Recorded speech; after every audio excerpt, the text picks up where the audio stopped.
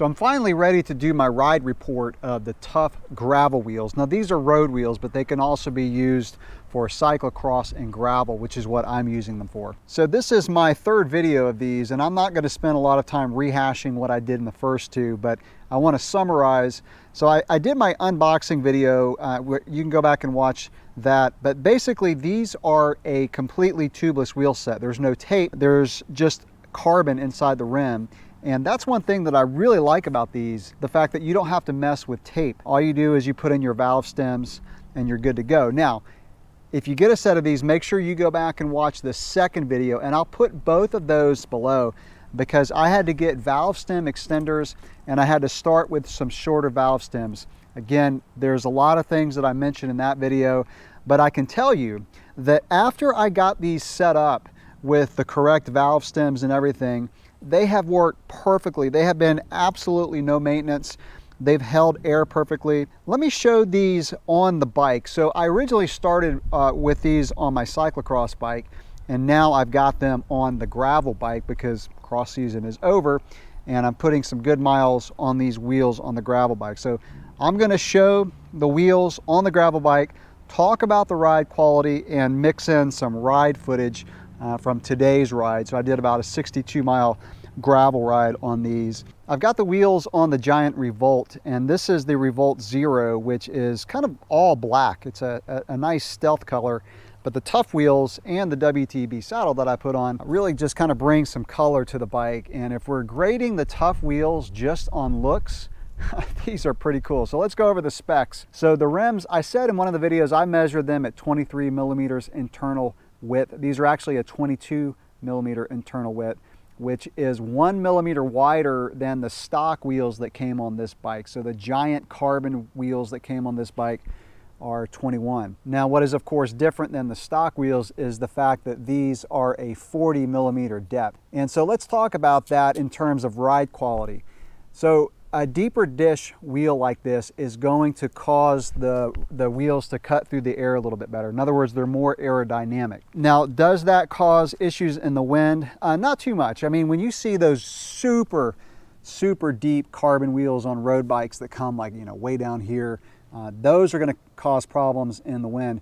Today was actually a breezy day on my gravel ride, and I had about 10 to 15 mile an hour crosswinds when I was riding.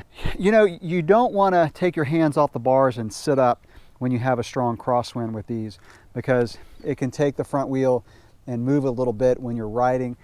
But if you're just going along, yes, you can feel the wind a little bit on a crosswind. It's not too bad. It's more noticeable than like the stock wheels that came on this bike, but it's not really an issue like it would be with a really deep carbon wheel. Now I want to talk about the comfort of the wheels, and I'll be honest and say that I expected these wheels to feel pretty harsh because of how deep they are, 40 millimeters in depth. I was expecting a pretty harsh ride. That actually was not the case.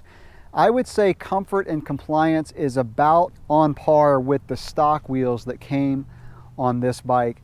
Maybe just a tad less compliant, but it's not something that is that noticeable. Now, of course, I'm running some wide tires on here. So these are 40C tires. I've got the Maxxis Ravager on the front and the Maxxis Rambler on the rear. The comfort is good on these. This is a really smooth rolling wheel set. I was pleasantly surprised with how good these felt on the gravel roads. And of course, with these being a carbon wheel, the steering precision is excellent. These wheels get up to speed really quickly. This is a wheel set that you're going to replace the stock wheels if you want a snappier wheel set, better acceleration, more precision in the cornering, and then you want that deeper dish carbon to be more aerodynamic.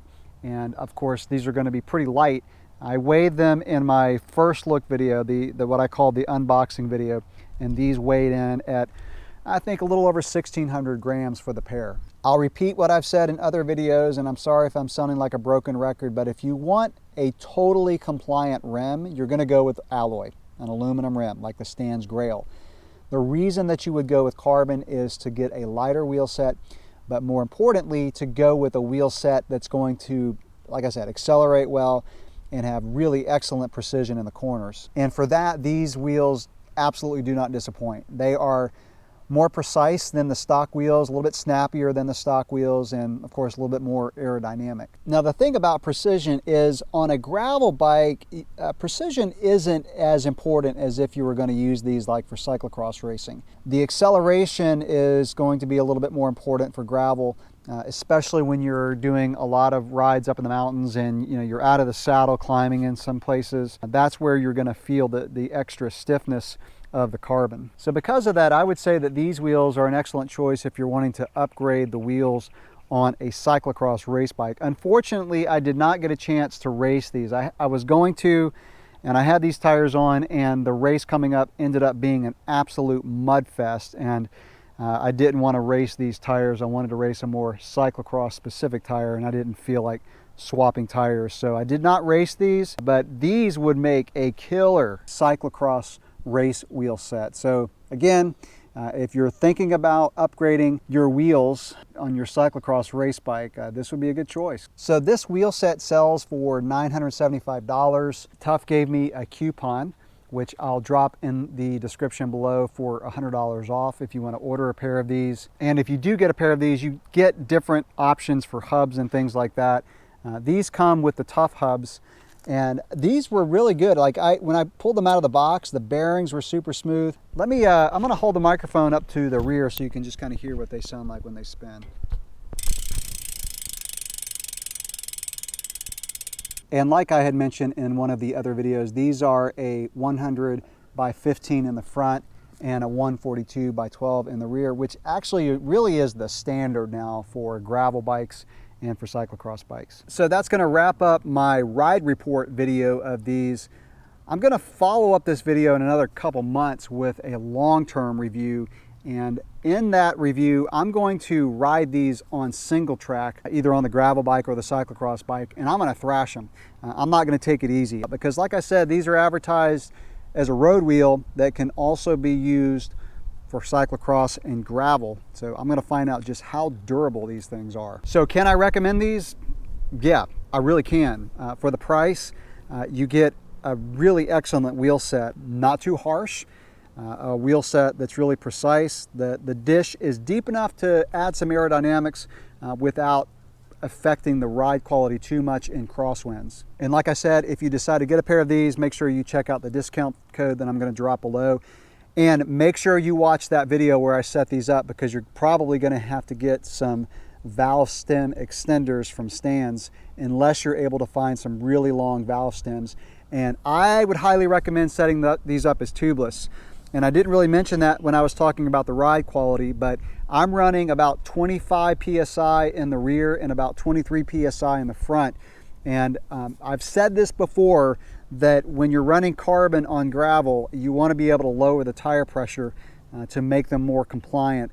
And that's why I really recommend setting these up as tubeless. So as always, questions or comments, go ahead and drop those below. If you've tried these, leave me your feedback below. I'd love to hear. Thanks for watching.